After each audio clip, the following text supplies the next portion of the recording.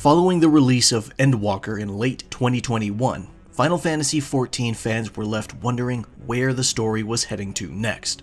With one major saga over, one couldn't help but ponder the possibilities of the next one, especially when a specific scene in Endwalker named multiple locations players haven't even visited yet. For 2.5 years over the course of various updates and live letters, director and producer Naoki Yoshida, aka Yoshi-p, slowly revealed the future for our Warriors of Light and the Scions of the Seventh Dawn. Basically, the development team was scaling things back again and resetting the stakes.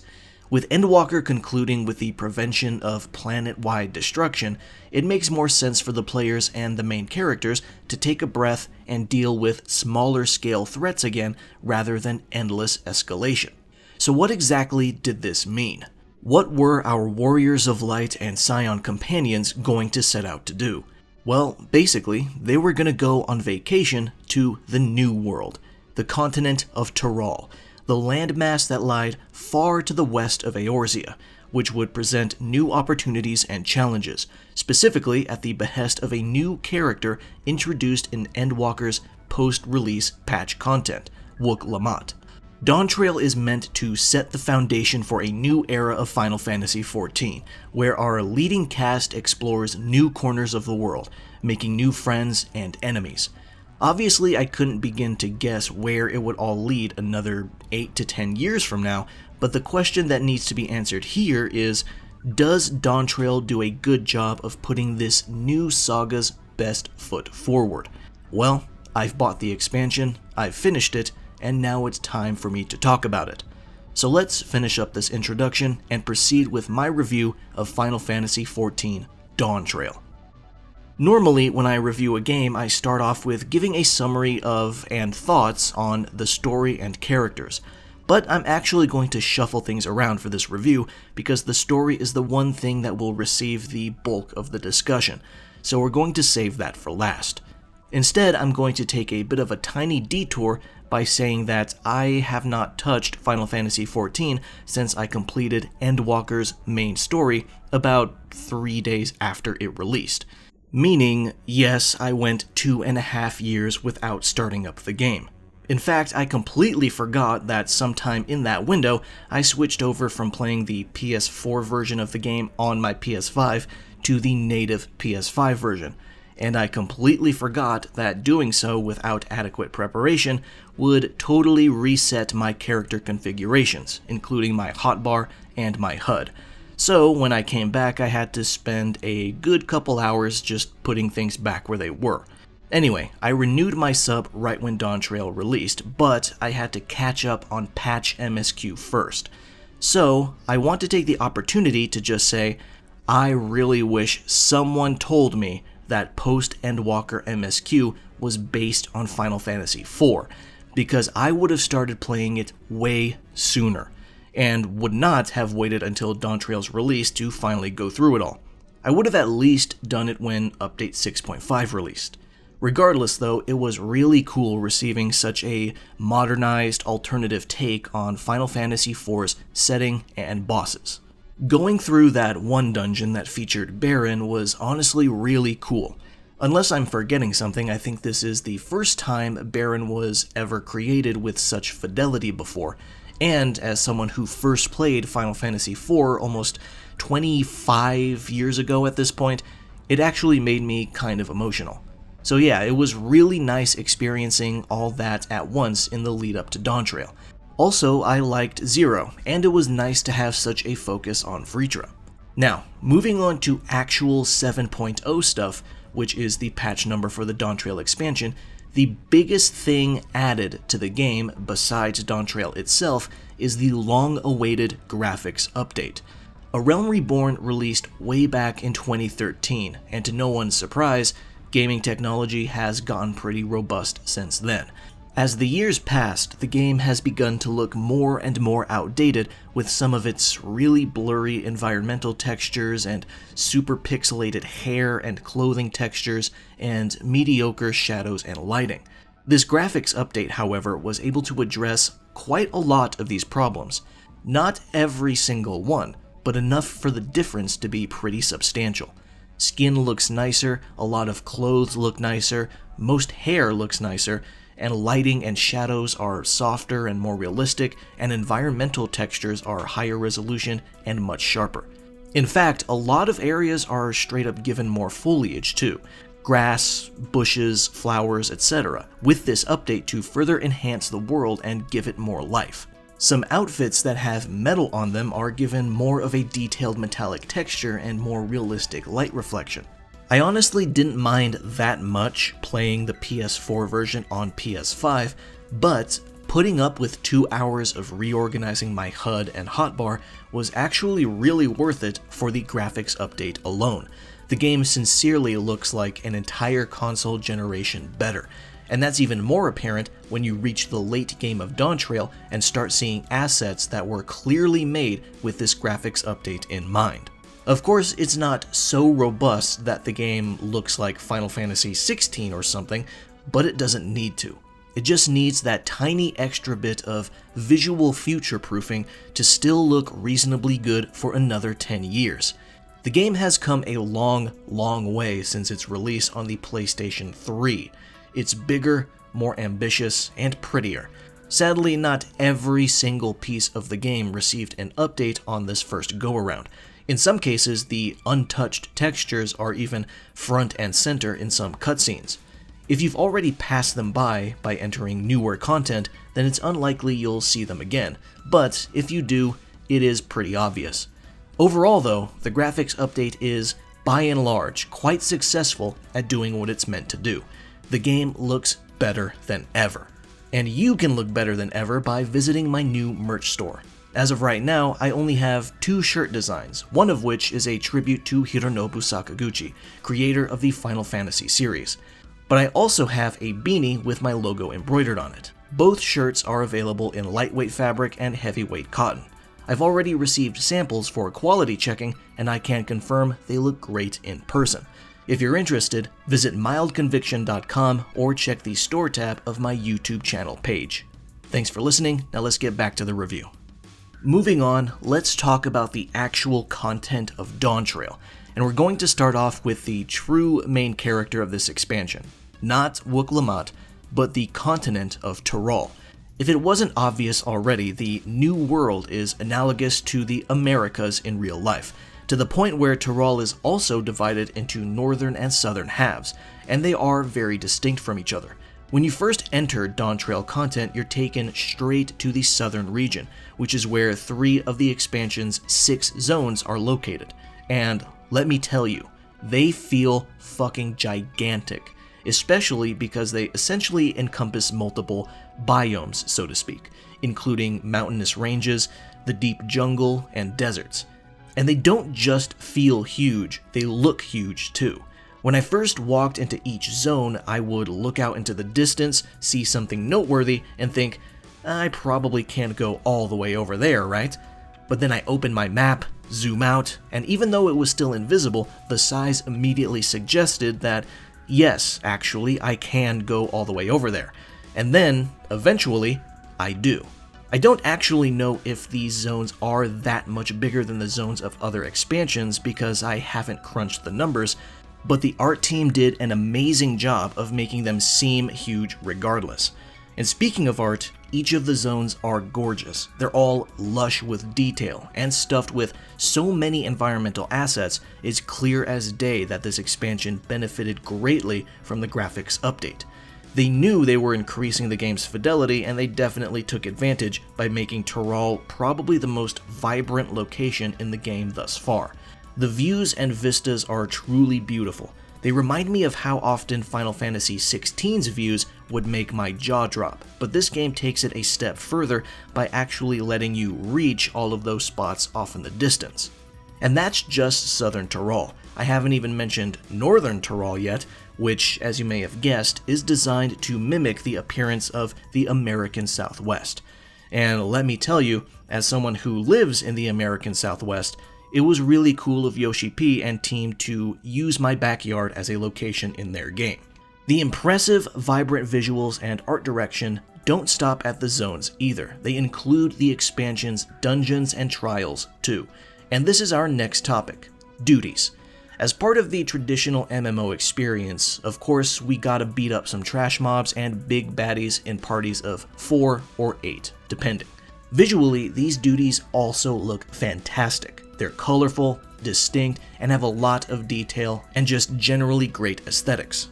But what about the combat experience? Now, in past announcements leading up to the release of Dawntrail, yoshi-p was fairly transparent in stating that most expansion content is pretty easy.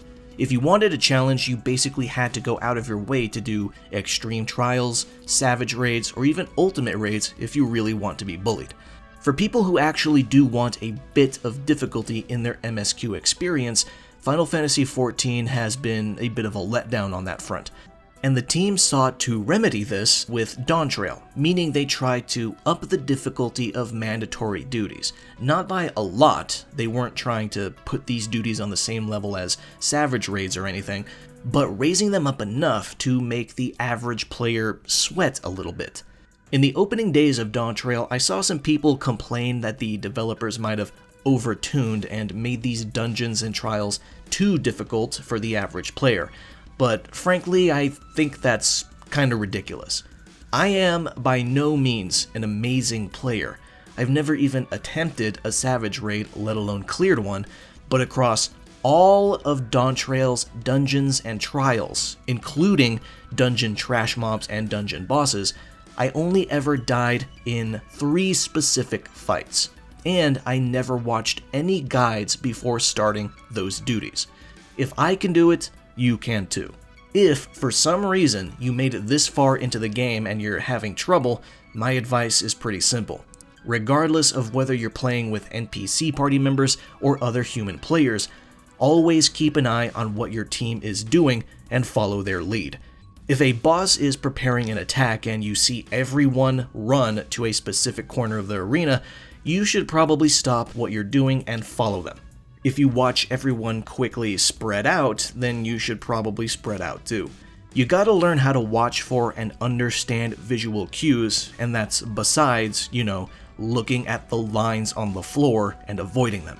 I would definitely say that Dawntrail's duties are harder than the average MSQ duty. Yes, I do agree with that, but they're not that unreasonable.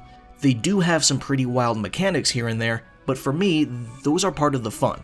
I love seeing wild, inventive mechanics in boss fights. They're what make the entire combat experience more involving. I've been having way more fun with Dawntrail duties than I've had with any other duties of past expansions, which is saying quite a bit because I do love some of those old duties. In fact, besides the graphics update and general art direction of Tural, I would say that the duties are the #1 best part of Dawntrail. Seriously. And before I finally move on to the story, I also want to give the music its due praise. Masayoshi Soken once again delivers a collection of bangers and earworm tunes. The opening city of Tural, the first area you set foot in, has a 1-2 punch of excellent daytime and nighttime tracks. A highly danceable jungle bop that sounds like it belongs in Donkey Kong Country for when the sun is out, and a more calm, jazzy tune under the moonlight. And the themes for each zone are also very fitting for their locations and perfectly match the mood and views they offer. And don't get me started on how surprised and amused I was when I got slammed by this cool, modernized, Old West-inspired track when I stepped into Northern Tural for the first time. It was funny, but it also fit so well. Alright, now we're finally going to dive into the more divisive portion of the expansion, the story. To summarize the narrative of Dawntrail, it's about a young prospective ruler named Wook Lamont, who is introduced in the patch before Dawntrail's release. She's one of 4 contestants vying to become the new Dawn Servant, the leader of Tural, which is a position her father currently holds. The other 3 contestants include her 2 older brothers and 1 Mamulja who was given the right to participate by winning a contest. The entire story of Dawntrail is about the Warrior of Light and the accompanying Scions helping her to win the competition, which is made up of 7 tasks determined by the different cultures and communities that live on Tural. Judging by this synopsis, you can guess why this expansion was called a summer vacation. It centers around traveling to an exotic new location, meeting the locals, and taking in the sights while you basically act as a bodyguard for royalty. Before we actually get into the nitty-gritty, there's already a potential issue here. Some people do not like the idea of their Warrior of Light and the Scions basically being turned into support characters all of a sudden, just on a conceptual level. Now personally, I actually don't mind it. In fact, I think this is a great way to scale back the scope and stakes of the game and introduce new places and characters after we quelled a literal planet-ending threat in the last expansion. I don't think anyone actually disagrees with the move to avoid constant escalation. From what I can tell, that's almost universally considered the correct choice on the developer's part. But the introduction of Wook-Lamont and the admittedly sudden switch to her being the center of the universe in Dawntrail is something that a lot of people disagree on. So without giving too much away, how would I describe Wook-Lamont and the feeling of adventuring with her? Let me start off by saying that I actually do like her overall, but there are some aspects of her that are worth touching on. To keep it short and sweet, I would say it's like the game introduced a very by-the-numbers shonen anime protagonist, inspired mostly by Monkey D. Luffy. That's how I would describe her in a brief manner. She's very earnest, honest, energetic, and loyal, but also inexperienced, insecure, and naive. However, these traits are not turned up to 11. She's still pretty down to earth, all things considered, but this weirdly kinda works against her, because she comes off as bland when she's standing next to someone who does turn their personality up to 11 and steals the scene. Wook-Lamont is not dripping with charisma, and that might be her biggest flaw, even though it's pretty clear she's not supposed to be dripping with charisma anyway. This is another thing that a portion of players will dislike on a conceptual level. It's hard to suddenly follow a very fresh-faced main character who lacks worldly experience after we've made friends and allies of numerous people who are very experienced and competent in the last several expansions. Generally speaking, the Scions are all very dependable and sharp people from the first, and their personalities only grew to shine more over time. And when Wook-Lamont shows up, we're basically starting from scratch again. Now, I honestly didn't mind that. In fact, I expected it. But to anyone who did not sign up for this level of a perspective switch, it might come off as pretty intrusive. I do like Wook-Lamont's personal journey to become Dawnservant and how it leads to eye-opening interactions with her brothers and the cultures that inhabit Tural. But her journey is not breaking any sort of new ground. As I said, it feels like a very by-the-numbers shonen anime adventure tale, for better and for worse, and you're either buying into that from the get-go, or you aren't. There's also the structure of the story in general, which a lot of players are also pretty split on. Dawntrail is more or less split into two distinct halves, and the entire first half is about going from community to meet new characters and experience different cultures. It's basically a giant tour of southern Tural. This could make you feel one of two ways. It could either strengthen the feeling of being on vacation, as was the goal of the overall mood of the expansion, or it could just feel like a series of more expensive Beast Tribe missions that lack any connected narrative heft. Now, I definitely understand both, but personally, I actually feel the former. I think going around and chilling in different communities is a great way to give the feeling of going on vacation. It's basically the game's way of guiding you to all the hot tourist spots. I can accept that. Then we move on to the second half of the story, which I won't go into detail about, but I will say that the structure changes up dramatically from the grand tour we had earlier. It honestly feels like a different expansion. This could be good if you didn't enjoy the first half of Dawntrail, but it might be bad if you did. Everything about the expansion's narrative, from Wook-Lamont to the overall structure, coalesces into an experience that some would describe as a realm reborn again. And I do see why some people don't want that.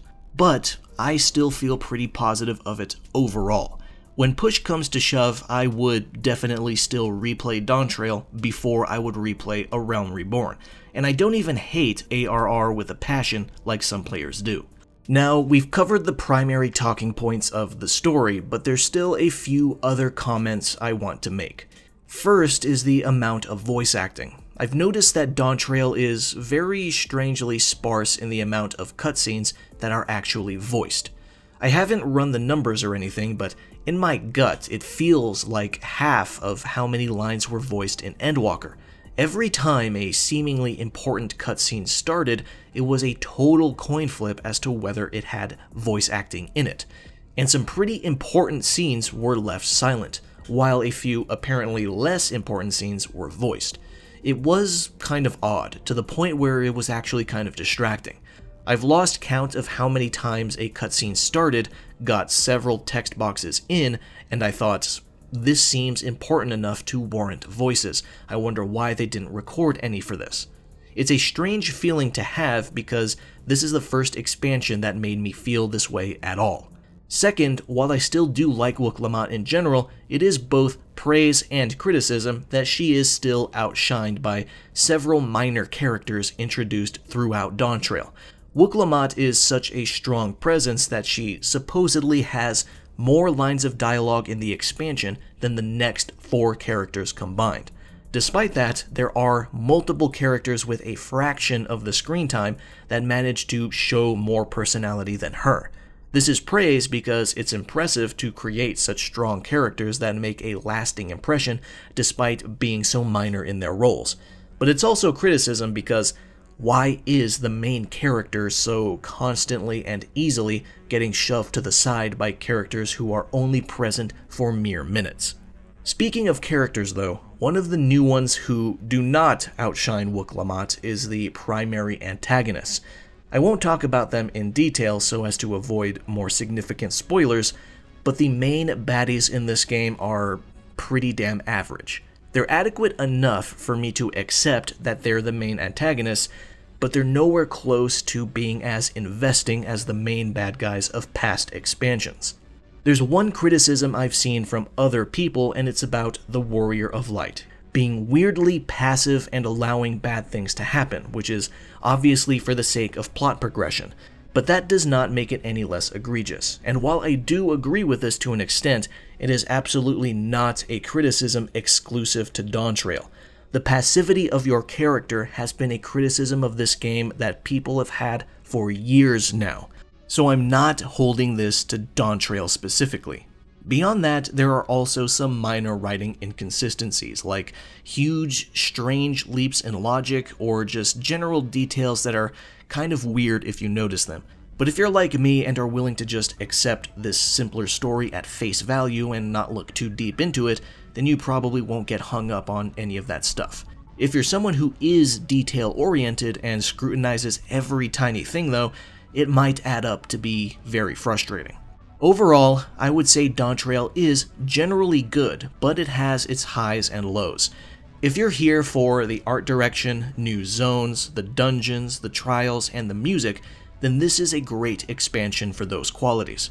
But if you're here for the story first and foremost, you may walk away feeling very mixed, if not negative. Personally, I'm here for all of the above, so I'm not going to pretend it's the end of the world just because the narrative is not on par with Shadowbringers, and Ishikawa's absence as the primary writer is definitely felt here.